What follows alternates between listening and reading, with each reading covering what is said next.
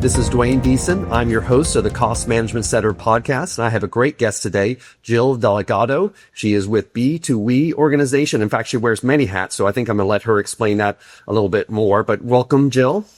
Thank you so much for having me, Dwayne. Yes, I am the founder of an advisory organization called B2We. And I also happen to be the global practice leader for Kyndryl's strategic culture and organizational change management consulting capabilities. So definitely never a dull moment, right? Oh, that does sound intense. So if you combine those, and really just to make sure I understand your expertise, and more importantly, the audience understands your expertise. I look at you as somebody who does organizational structure, culture, human systems. Maybe explain that a little bit more if you were to kind of wrap it up for the audience here. I like to describe my work as the intersection of a couple of that you just mentioned: culture, strategy, specifically, adoption, business transformation, value realizations, and really all encompassing the human systems element. When we talk about human systems, it's how all of those things combine. How do people execute the work? And there's multiple factors that go into understanding how that's done and achieved holistically. That can impact the outcome that a business might be looking to achieve. One of the things that I'm also feeling the need to explain to the audience is that you not necessarily would be surprised to see someone who specializes in culture on a podcast that's really focused on cost management.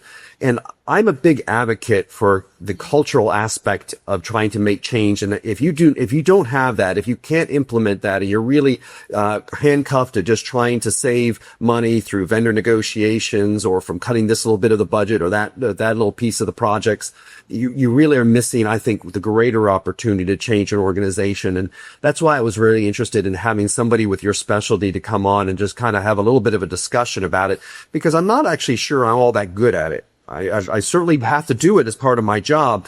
And sometimes I get into some interesting discussions, with people, and they usually fall under HR, which are kind of head of culture aspects of it. And I, in fact, if it's okay, I want to start a little bit about if you were looking and say what makes a culture positive. I've had some people come in and say, well, it's really, are the employees happy? And I always look at it much broader than that. And can you just describe what is a healthy culture within an organization? I love how you said healthy culture. So one thing that I usually find engaging in a strategic culture conversation with executives across all industries is, first, we need to understand what we mean by the term culture. And you mentioned HR. HR is usually not my primary stakeholder. I usually work with COOs, CIOs, CTOs, CEOs, because we need to look at the culture as a strategic, integrated element of realizing your value at the end of the day. Now, what is the term culture?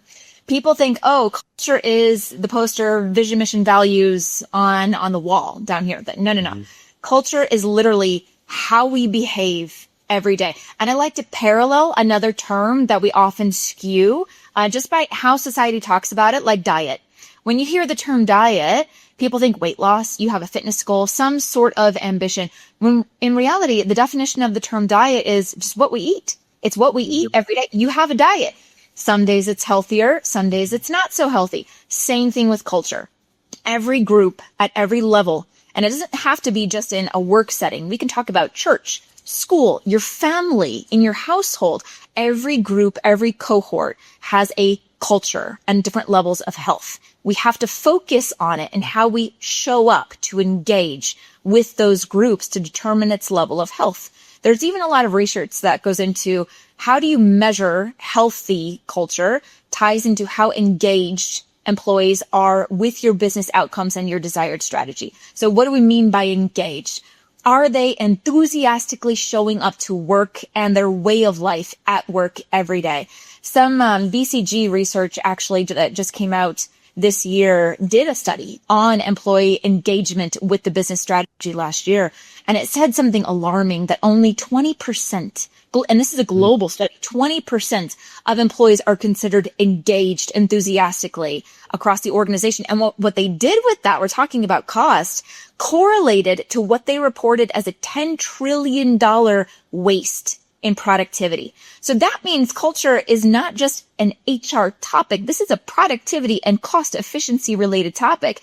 If your culture, if your people are not engaged with your business strategy, with your goals, with your target outcomes, if they don't have clarity of what that is or how to drive value, you see waste, you see leakage in the value as you go to execute it at the end of the day. That's greatly phrased. In fact, I'm going to try to steal that from you when I talk to clients, because I try to explain, and I really have both. It's interesting. I have extremes on both ends of that discussion, where I have some discussions with people that are claiming they're looking out for the company's culture, and really what their whole premise is that our goal is to keep the employee happy. And if the employee's happy, that means they're engaged, or that means that they're accomplishing what the company needs them to. And I feel like it's a little broader than that. Mm-hmm. And then I get on the other extreme, where I'm trying to tell management that making your company, and use the term attractive, is a cost savings. If people want to come to work, if they want to be with your company, if they get excited about being there, you're not going to have to overpay them. They're going to work more efficiently. They're going to be more successful for you and drive value in your organization. And so, and that's all falls into that broad spectrum of culture conversations I have, but I really like the way you put that. Well, and I like how you shifted to the term attractive. Now, what makes an organization attractive? And this is shaped by leadership. Oftentimes I get the misconception when I'm talking with leaders. Leaders like to look at adoption as a frontline employee change, shift, focus. No. Change is driven from the top. So when you're looking at your culture, employees find companies attractive when their leaders do what they say. Like, it's not enough just to make an announcement. They look for the behavioral signals that leaders put off to show that they are reinforcing their actions in the investment of this type of change. For example, if a leader comes up and says, okay, we're going to implement this new platform and we're to use this dashboard. Well, if they still accept a team exporting data and coming up with an Excel on the side and putting it back into PowerPoint, their behavior is not shifting to reinforce the adoption of that dashboard. In fact, that's actually creating another layer operationally that ends up costing you more at the end of the day. So it all stems in, are leaders showing up? Are they giving clarity to what the goals are? Do people understand how they fit in to providing and driving value? And then are the leadership behaviors of reinforcing the desired behavior of their teams occurring in a consistent way? The consistency, clarity leads to commitment. You'll find I love alliteration. So I like to, are you clear? Are you consistent? And then are you committed at the end of the day? And it starts with the leadership level. It's reinforced at the manager level, and then it's realized at the people level. That brings up a question I have that I put this in the book, and I didn't really look at it from a culture aspect or really explain why. I just noticed that it was an occurrence, and that I found that startup organizations are generally more innovative and creative than their big behemoth competitors, which in many cases are far better funded, far better staffed. And I even theorize that if you took that same innovative team with a startup and you picked them up and you put them into one of those behemoths, their productivity and their effectiveness would plummet. And is that really a culture issue? What do you think is driving something like, one, maybe you don't agree, but what do you think is driving that? So you're talking about a little bit of, and I like to talk about some organizations as really large startups, but you have different problems when you add scale. So with a small startup, which I was a part of, I have a small startup. I was a part of a small startup. You have less opportunities to hide in the organization. So you are showing up. We're watching each other's behaviors. There is no option but to engage and follow up in what you say and also what you do. As you increase markets, as you scale globally, you have situations where there's the meeting and the structure where people are nodding and aligning in the room, but then they retreat quietly back to their fiefdoms. That's a big word that I'm hearing quite a bit on with global organizations. We have a fiefdom issue. People are all saying they agree, they say they understand, and then nothing is coming up whenever we see them back in the market. Well, that's tied to your governance. That's tied to what you're allowing to happen in your model, and that's an operational shift at that level of culture that needs to be focused on at the same time. When people have the opportunity to hide, they do. That's just, it's natural unless there's an expectation where that's reinforced upon them at the end of the day. Well, that's interesting because as a finance person, we put those those terms more bluntly, and we say, well, is that about accountability? Right. Is that really what we're talking about here? Is that we're saying that in a smaller organization, you are more accountable and people are more aware of it, versus a large organization, it can lose that accountability or the ability to manage to accountability. Is that essentially a more blunt way or a harsh way of saying it? Oh, 100%. And it kind of goes into, well, is accountability clear? This is something that comes up quite a bit. So there's who's making the decision? Who can make the decision? How do we enable people lower in the organization to make decisions faster? A big part of the culture strategy right now is, how do I achieve results faster at the end of the day? And it's not a tech problem. It's a people governance, leadership alignment issue. Those are the core issues at the end of the day. So how do I get there? How do I get there faster? Well, is there accountability, right? Who is accountable at the top? Usually there's one sponsor that has to have their neck on the line, right? At the end of the day. If they are we sharing it and reinforcing accountability with those right underneath them? So is there cross accountability across business units that's shared and reinforced in their own way? When we think about from a change perspective, all of these behaviors are measurable. That's what people don't always get right away. If we think about change as a separate thing or culture as a separate thing, we forget that there's a slew of behavioral data within our systems. We all live in a digital environment. This alignment and follow through of behavior is measurable within our systems. And we can measure that first. Is leadership accountability clear? Is it being reinforced in their actions of how they're distributing messages and following up within the account by account behaviors, as an example? So that accountability, I love how you put that, is very clear. But then there's the governance on top of it. So if accountability is clear, when behaviors revert back, which might not be malicious in intent, but maybe just by habit, it's easier, it's what we're more comfortable with. When we do revert, are we calling out behavior? Are we reinforcing the right behavior and promoting and pushing for transformation so that we can measure the productivity gains that set us off in this direction in the first place? Yeah. So, and I think what you're saying in an organization, if you talk about a strong culture that's for the company, accountability is an element of that. Yeah. And then I would also kind of surmise or extrapolate that essentially a lean organization, a company that's efficient and stuff like that, is healthy for not only for the company, but actually for the employees as well, and culture, in the sense that it makes them much more effective. I think, like we were back to the diet, and I put an analogy to an athlete, where an underfed athlete is not going to perform as well. Also, a bloated athlete is not going to perform well. It's really that streamlined, proper balance that creates the best efficiency, and really that feeds into culture and energy of the company. Exactly. It's a continuous. We all like continuous improvement. It's the same thing. It's a continuous focus. One of the starting points that I work with executives when maybe they're not as hungry for the culture conversation, I say, okay, if we're talking about achieving value faster, whatever that goal is, imagine 3 links in a chain. And in each of these 3 links, there's opportunity for risk or reasons that could slow down your realization of that value. First, do you know where you're going? Like what is your target outcome? Is that clear? If not, you can expect to see delays. That's one. The second is, do you have a thorough and clear strategy of how you're going to achieve do you have a plan?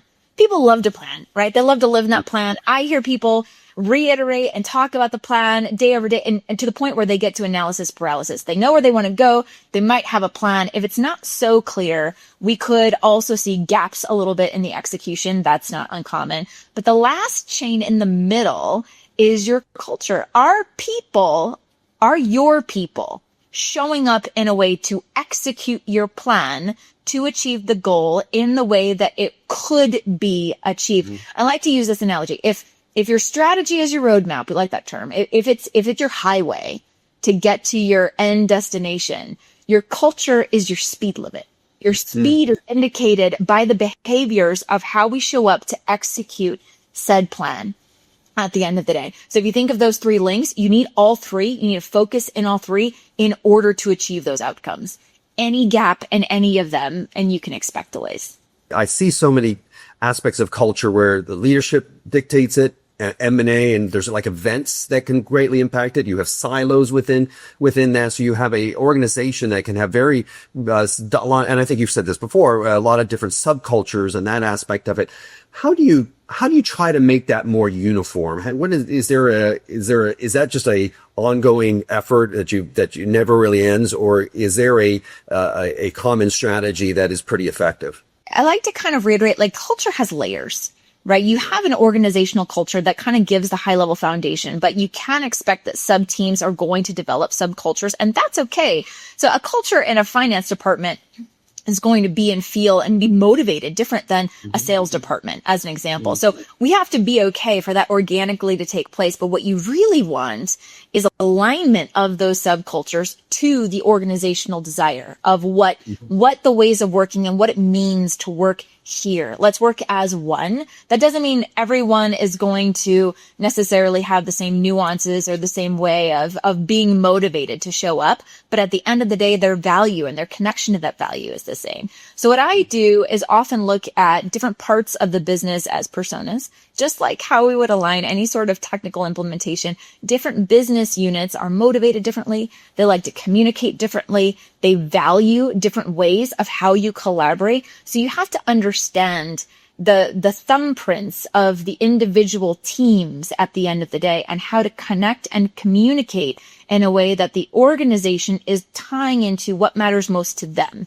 And that's often something that's missed, especially right now. There's such a need for speed in terms of delivering value. And again, we'll talk about, we mentioned the $10 trillion leakage based on productivity, based on lack of engagement. But one thing that I'm seeing with organizations is executives, they're talking a lot, they're announcing change, but the middle level managers, those that really see the day to day and operate with the truths, aren't prepared. Those managers are the ones that reinforce and drive your change. If they don't understand the goal, if they don't understand how it's nuanced and what it means to their areas of the business, they can't reinforce that for you. Executives do not see the day to day with all of the frontline employees. You need to prepare that middle level management. So to your point, if you're looking for consistency across the organization, we need to work more with the middle level management to build them up and help them have the tools to reinforce that value and that vision and to restate it in a way that's meaningful for their teams on the executive level's behalf. That's interesting that you're saying it's essentially that the goal of having a single culture is just not realistic. It shouldn't even be a goal because it's there. You have to respect and understand that there are going to be so many different subcultures. And so I guess what you're saying is that the best you can do is try to have some important elements that are common among the culture, but respect the idea that you're going to have a diversity of cultures within your own organization. Am I getting that right? 100%. Dwayne, I'm a beekeeper. You're a beekeeper. We talked about that a little. I love the analogy of how you look at bees, and it's not uncommon to talk about a superorganism. Bees are superorganisms. They don't all have the same job. In fact, they all have very different jobs, and those jobs change a little bit depending on their life cycle. We know this, right? But they all have a mentality that's goodness for the hive. They all do their own different thing. They operate in a different way. They have different needs. They execute their job, but they tie into the need of the hive. We can parallel that with organizations. So if there's a superorganism, culturally, you want to get to be a superorganization. And I started coining this term cultural buoyancy, where instead of focusing on having a culture of resilience to change, especially as change is just going to get more intense as time continues, we need our culture to not only know how to bounce back, but instead see it coming and know how to stay afloat. How do we shift the view of what the optimal super organization could be? But in order to get there, understand, like the bee, is that the structure has to change. The elements in the relationship have to change. The clarity and the strategy need to be there in what's expected at all levels of the hierarchy. So it's just a little shift, but I have a soft spot for bees, so just works for me. and me as well there. I guess one of the things that I've seen a lot of, and I've seen it in two different aspects, probably primarily, is I've seen a lot of what I call cultural disruption, and it can be very costly for an organization. And it came in one of two fashions. One is like a change in leadership, where a new CEO comes on board. It has a very different style, very different method, really wants to put their brand on there or their stamp on the organization, makes a lot of changes, and it can be really disruptive. But probably even larger than that, and probably where I even see more potential for loss, is M&A type of activity, where I see a lot of money spent on a new company that is a lot of hope and dreams that it is going to be a combined catalyst to something greater. And you have two organizations that are culturally very different, and they get off to such a poor start that by the time they really start coming together, you've lost almost some of that value and synergy, and you don't get the full effectiveness of the acquisition that it was intended. Well, Yeah. Any thoughts on that? So let's take the two examples kind of separately and talk about what that can do in terms of culture shock and productivity and time, which relates to cost to me. I always, especially like working with a lot of tech executives, tying it to ROI and cost based on what they're looking at is where I like to sit. So leadership shifts. I actually started my consulting career helping the federal government with change initiatives. And if you look at state and federal government, the leadership rotation is imminent. Mm-hmm. Now, when a leader rotates, like what you said, they have their own brand, they have their own stamp. It's not just an announcement of a new leader. It is a change signal to the organization. So productivity arguably stops in terms of transformation, because now everyone's looking for signals of what that leader cares about. Beyond what they say, it's what they follow up with behaviorally. So what do they ask about in meetings? What kinds of reports are they looking for? Where are they giving funding at the end of the day? These are leadership behaviors that people pick up on to adjust how they work, and that takes time. So anytime there's a leadership transition, yes, the leader is onboarding, but people are also re-onboarding to their new normal with that new leader at the helm. So that right there is a big shock to the team and potentially the organization if things are. What would be your guidance under those type of things? Is that a healthy and natural thing that's just part of change, or is the organization doing itself a disservice because the leaders come in and trying to do too much of their own, and it's really for that leader to try to integrate into the organization's culture? What is the answer? Is there an answer there, I guess? Well, I can tell you what doesn't work. And that's what we're seeing, unfortunately, right now. And I think a lot of this is tied to organizations' fear of potential lawsuits, or there's a lot of reorgs happening across many industries. And that's not uncommon. That happens. But with the whole fear tied to any potential, I don't know, downstream impact or lawsuit, I'm not exactly sure, but the fear of turnover, we're not communicating anything. There's no why behind the change, and people really struggle personally to connect again with their identity and the org's identity. I actually have been going through this recently with a couple of organizations that have just shifted from like a 15 team structure to a 12 team structure. And yes, there were workforce reductions, but what didn't happen across the board is clarity of the why. Why are we doing that? Is it just to reduce cost? Is it tied to some other initiative? What does this mean to those in those teams as a part of this new team? So people like to understand the why, as well as what does this mean for me? How can I be successful in this new normal? By not focusing on having those answers prepared up front, the organization struggles. And what we see, Dwayne, is disengagement. So we were talking about productivity loss, $10 trillion in 2025, right? As a part of the study. When these things happen and people feel disengaged, like I don't understand how I fit in. Like, what do we say? Who am I? And how do I fit into the growth and the value of this company? I feel disengaged. There's also a term called quiet quitting, where people are there, they're accepting a paycheck, but they're not sure how to move forward at the end of the result. And that's how you lose talent, potentially. So there's a couple of books on this of slow down to move fast. There's that one, but understand that people at every level need to understand the why strategically. And then what does that mean for me to them specifically? So that's a little bit nuanced of what is recommended to manage those changes well. Sometimes orgs don't have the answer. Clients don't have the answer. So then I question what's the real intent behind the purpose of timing?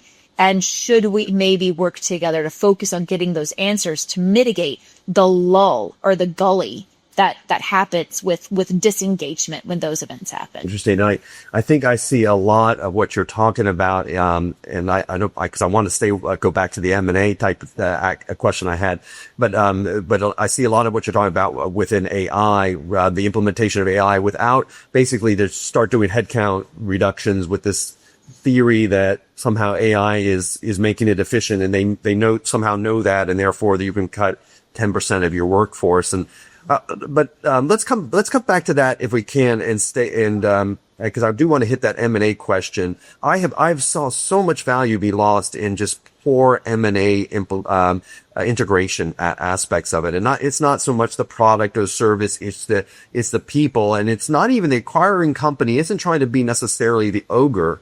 They're just usually they're the big behemoth that this is very structured. Here's all of our structure. And they introduce that to probably a younger, more, startup type environment. And it just doesn't go well. And they lose a lot of people. They lose a lot of value in that type of thing. Is that something you see or experience?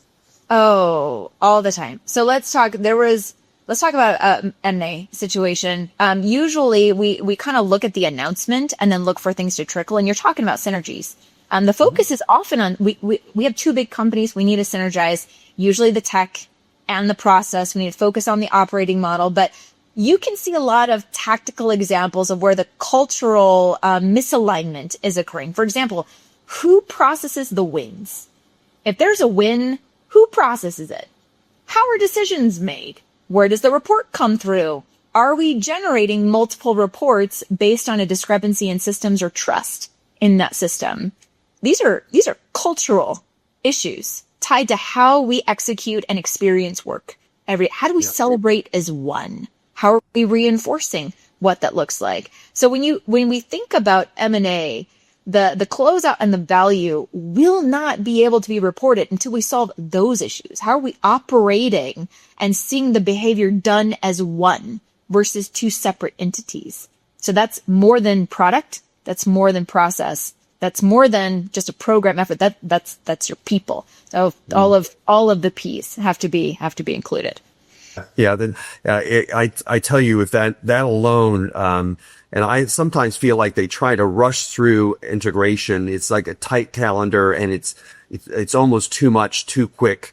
I'm not sure if you know, wait with certain elements, what are priorities and what elements can wait and does a slower integration. But I do notice, most acquisitions that I have seen did not get the value expected. And I think a lot of that was because they wasn't necessarily because they picked a bad company. It's that because they integrated it poorly and lost a lot of key talent of the acquired company. And as a result, they ended up with less value than what they took through. And I think having a stronger culture in that way where they understand, and I think going back to your original comment, is that they're allowed to have their own culture.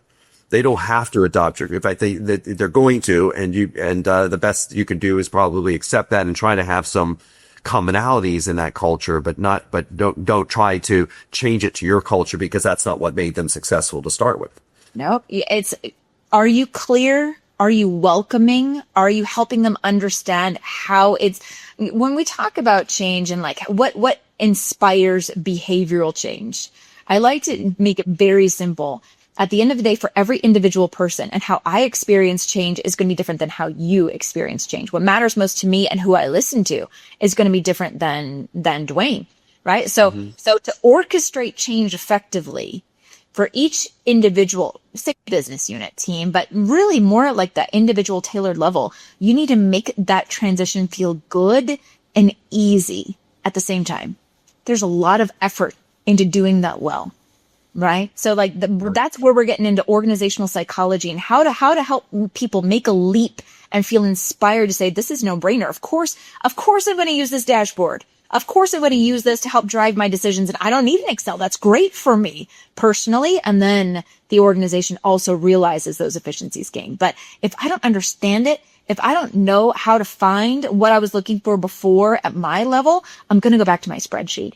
I'm going to export that and use a separate system. And then the organization has a different issue of shadow IT and shadow processes, which is a common issue when we try to push change too quickly. But like you said, people are trying to merge so quickly. So what happens? 5 different dashboards with different access, different data, and no one has confidence in any of it.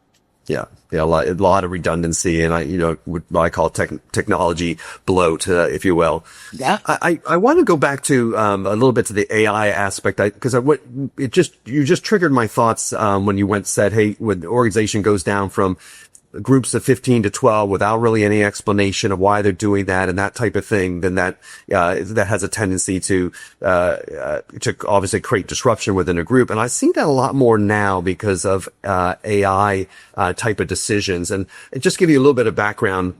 When I go in to an organization, I usually look at the cost of headcount almost last. I try to make the organization lean, efficient, structured, understand what they're trying to accomplish. Then I know how to layer on the staffing to that and make sure that that's appropriate size for what they're trying to accomplish. I think a lot of organizations, they start with headcount reductions and as a cost cutting effort, and it just kind of spirals from there. The organization performs poorly because they've cut so many headcount, and then I think what you're talking about, disengagement, and then it just spirals, and then they continue to perform poorly, so they continue to cut headcount and just continues to go down that path. And a lot of people that I'm talking to, also in my field of cost management, when we see these layoffs that they say are AI related, they really are just somewhat arbitrary in their choices of to cut. And it's almost like they're looking through the organization and said, we should be able to cut X.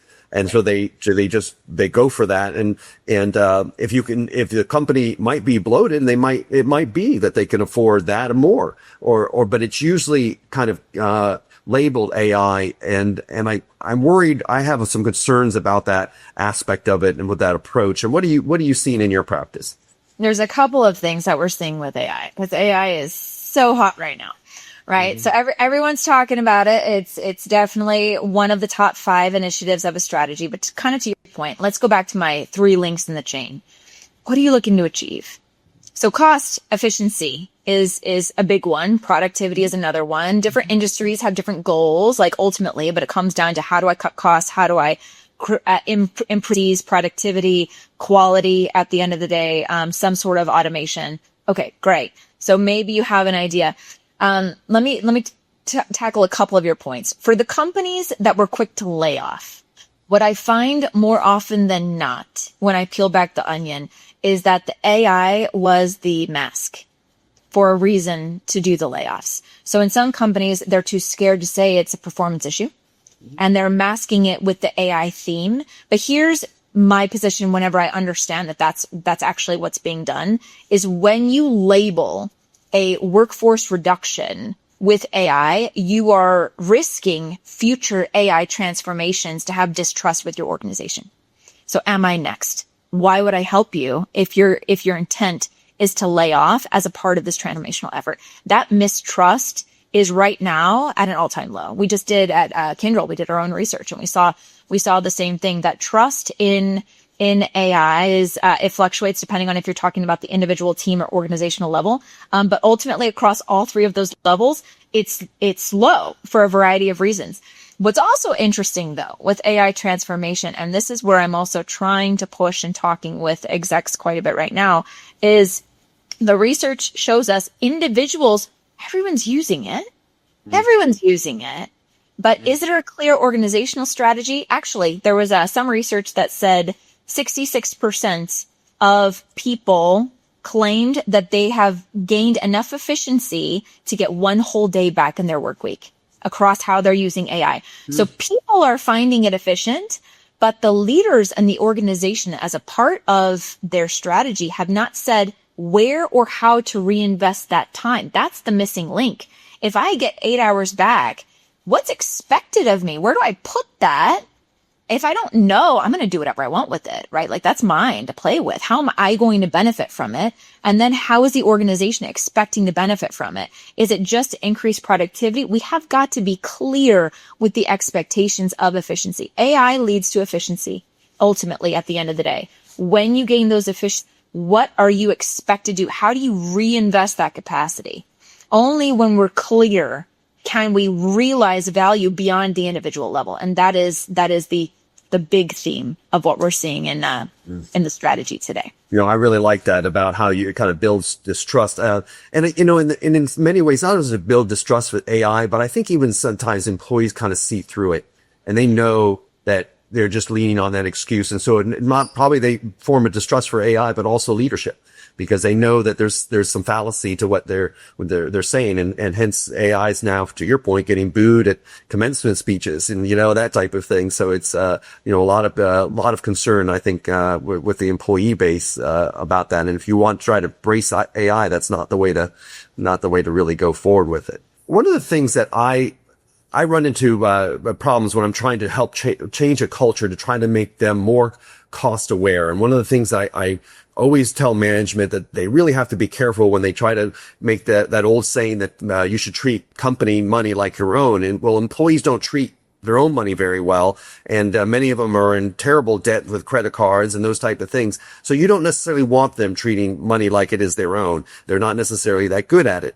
And so I have a lot of different methodologies where I try to implement into an organization different culture changes that I think that will help them be more cost aware. And I want to review a few of them with you, and I want to get your take on whether you think I should bail on it or any advice on how to move forward. And I'll start with the hardest one. The one I have the most difficulty with is getting management to change. And because a lot of times when I look at an organization and I look at the cost inefficiencies coming out, it's because of leadership. Mm-hmm. Some of it is like the obvious kind that you would think where, okay, they're just, some of them want to do a company event where they fly everyone into Las Vegas. They have these huge parties and roll out the top line entertainment, everything like that. And then you expect these employees to go back to their workplace and be efficient with your money when they've just seen such extravagance that it sets the wrong tone from that aspect. But so there's some of it's kind of more of the obvious aspects of it like that, but many of them are less obvious where they just have kind of a management by crisis where they run from crisis to crisis. And it takes a lot of energy of the company and a lot of extra resources in order to go to crisis or just easily distracted, for different initiatives that they get excited about. And they just trying to change the company's direction and those type of things and trying to get management to move. Yeah. Is to me, trying to get them to see that and try to get them to understand that. And more importantly, to try to change in order to be the catalyst to that change. I struggle where a lot of leadership don't really want to change. Maybe they've been successful to just get to where they did. And that's why they're leadership there, but they're part of that problem. And what do you think my approach or if they're running into the same type of issue should be to try to get leadership to get on board with that change? 100%. So first, it's, I have a couple of examples. It's kind of like an alcoholic. Like you're not going to change if you don't think you have a problem personally a little bit. So one is a wake up call a little bit with leadership. And some organizations are ready for it because they actually want to change. And some are not. And to those organizations, when I'm sensing that, Dwayne, I'll ask, are you actually looking to realize this, or are you checking a box for your shareholders? Like, let's just call a spade here. You actually want to do that. It starts at the top. Change is driven from the top. This is something that organizations have echoed. Change practitioners, leaders have echoed across the board. Change starts from the top. And if you look at it, take it out of the business world. Look at kids with their parents. And there's that whole saying, do what I say, not what I do.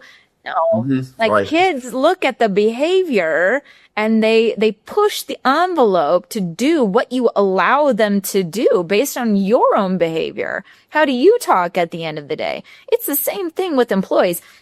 If an employee hears a leader saying, we need to save money, we need to be a little bit more cost effective, we need to do more with less, right? But then they still see them funding legacy programs that have no tie to the top 3 business objectives. Nothing's changed. Like there's no faith and trust in what that leader is saying based on what they're doing. So they're looking for, what are you saying, and are your behaviors matching what you're saying, or are you a talk piece at the end of the day? So the two at the leadership level have to match. Are you doing what you're saying? Are your behaviors reflecting it at the end of the day? If the leadership behavior does not do that, your culture will not get in line. Your employees will not get engaged. You will not realize value faster. And I think that's where a similar conclusion I've run into, where basically you just have to be honest, and this is the path forward. You can decide if you want to take that or not, and recognize it. But there's the other changes that I do make within the organization. I think I have some good impact, is that I try to create a culture where the company even sometimes compensates for anything that is an efficiency or cost savings. They give out, I used to call them save awards, and they weren't big. They were like, I probably spend upwards of $20,000 a year, maybe $1,000 per award. But employees that got that, and we put a nice little pamphlet out, and they would put this back when we had offices, they put in their cube or office or whatever.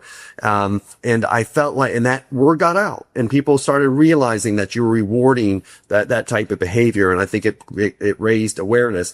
And probably even more effective is that at company meetings or company calls or even just department meetings, where they called out and they said, this team or this individual came up with this, and they gave examples, and they surrounded a little bit of praise and recognition, and that pays a lot of dividends, because again, you're setting that voice of this is the action and the behavior that is recognized and rewarded at a company. Making it a formal KPI. I was with some organizations where they made that an objective, like a performance objective annually. You had to show how you were a good business operator. Like what were your business operational goals? Now, I liked that approach because you don't want everyone to be a finance expert. It's not just about knowing how to cut costs. It's knowing how to think about improvement and different types of metrics that can lead to cost savings or productivity or increased efficiency. But knowing to think that way and to celebrate how we show up and work that way at the end of the day.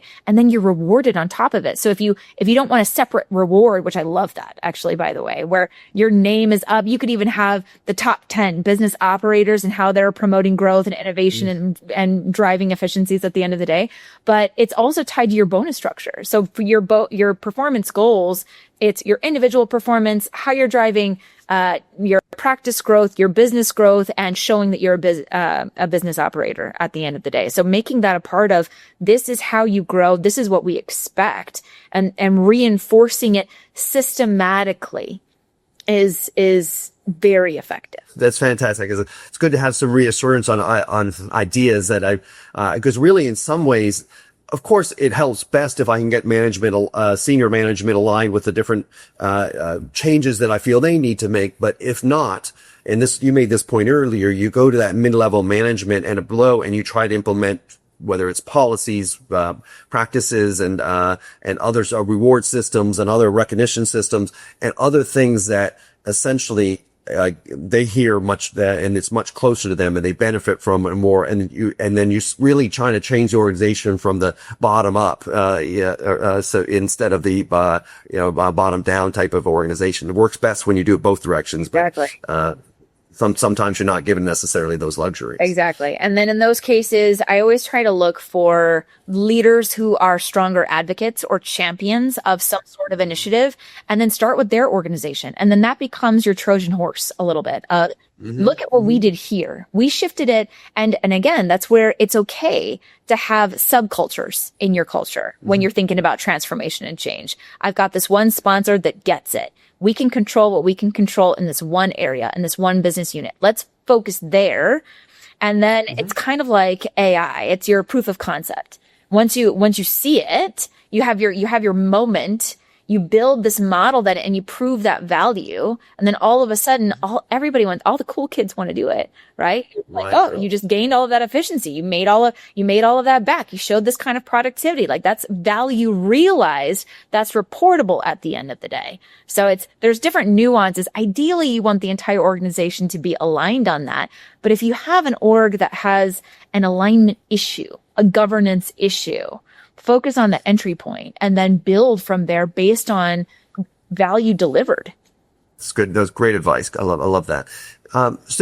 So if you were to sit back and say, because it sounds like you have a lot going on, and I don't know if you're still taking clients and those type of things, but what would be your typical engagement, and what is there such a thing? What do clients usually come to you for? At the end of the day, we're looking to achieve some sort of goal, either efficiencies, cost reduction, productivity, improve. Usually right now, clients engage with me from a technical perspective. So they've got this idea, or they're forced to. So we know about SAP. It's an ERP platform. SAP announced that ECC is going away. You have to shift to S/4HANA. That is a major transformation impacting every area of the business. So some technological shifts are unavoidable. So getting ahead of that organizationally is a big component. How am I going to mitigate any risk to my business? How am I going to make sure that we maintain continuity as we shift our back-end systems across all of these areas? That's a concert of effort. Those are all different stakeholders. That's a really big change. So I get engaged in a variety of ways, usually again from a technical perspective, but I always work with people to understand what is the value you're looking to achieve at the end of the day. Right. And sometimes that might lead to a different kind of tech or a slew of different initiatives. But that's definitely one. Usually there's how do I help make sure that my systems and my people feel prepared and confident and clear in what's expected of them to be successful based on that future state. That's on the adoption side, where I'm trending and how people are starting to engage with me more. And I think it's tied to the AI integration, because AI is more than just tech. It's changing the way we work, which is role shifts, right? Changing job descriptions, which 9 times out of 10, people don't understand how work is actually done at the end of the day. So how do I understand that? How do I connect with people to re-engage them in this initiative? And what is that culture strategy, which isn't a one and done? It's a continuous effort, a continuous measurement, a pulse that we need to add to give visibility with people at the end of the day. So that's where I've been engaged quite a bit more frequently, recently right now, is how do we think more strategically about an integrated cultural effort to influence our velocity of change. Both important. And I got to say, of somebody who's done a lot of these cost reduction and cost management type of efforts, having someone with your background in the mix would make the world a lot easier. It'd make the whole process much better, and really better for employees, or sometimes they get caught in in some difficult situations. And I think you could really walk away with an organization and culture and people that are productive and excited about being at a company, and not necessarily just taking the hits of a reduced cost. And when they're just here seeing slices of the pie get cut every day, it's painful. So trying to now help navigating that is very much needed. It is. That's the growth mindset. When we talk about core competencies, swear, Dwayne, I just don't sleep. I just launched my first children's book of an intended series, where each book, and it's kind of loosely based on my kids. There's a lot of things that went into why I wrote this children's book, but each book is tied to a core cultural competency, like what we're talking about. The first I did was on growth mindset and innovation. So all companies are saying we need to do more with less, or we need to do more with the same, the status quo. And people get down. They feel negative. They have and when that happens, productivity slows. So how do we focus on the growth mindset element? But you can't just go and say, we need a growth mindset. What does that mean? You have to show it behaviorally. When I say growth mindset, I mean X, Y, and Z. Well, what more innocent way to demonstrate that than a children's book? Interesting. Yeah. Try to instill that early. Well, I want, when I'm looking at what do I read my kids? What skills do I want them develop? Same thing. Right. And that's only going to help them throughout their growth cycle. But on top of that, I use it as a Trojan horse to impact cultural elements like this across whoever my reader is, the adult reader. As they read this book, they're seeing these tactics that can easily be transferred into how they're approaching and thinking about growth mindset in the workplace. I love that background. I love the idea of introducing that aspect to early on to children. So it's wonderful and very applicable to adults as well. You would not want to read my book to young ones. They would not appreciate that. Jill, I really appreciate your time today. I think you've really added a dimension to we would talk about reducing costs, making things more efficient. Too many times culture and the humans and systems and aspects of it get left out of that conversation. So I'm really glad you took the time today, and I very much appreciate it. No, I appreciate the opportunities. You can tell I'm very passionate about the topic. So I could geek out to the people side and the systems to lead to value all day long. So really appreciate the opportunity. You're a great representative to your field. Thank you. Thank you so much.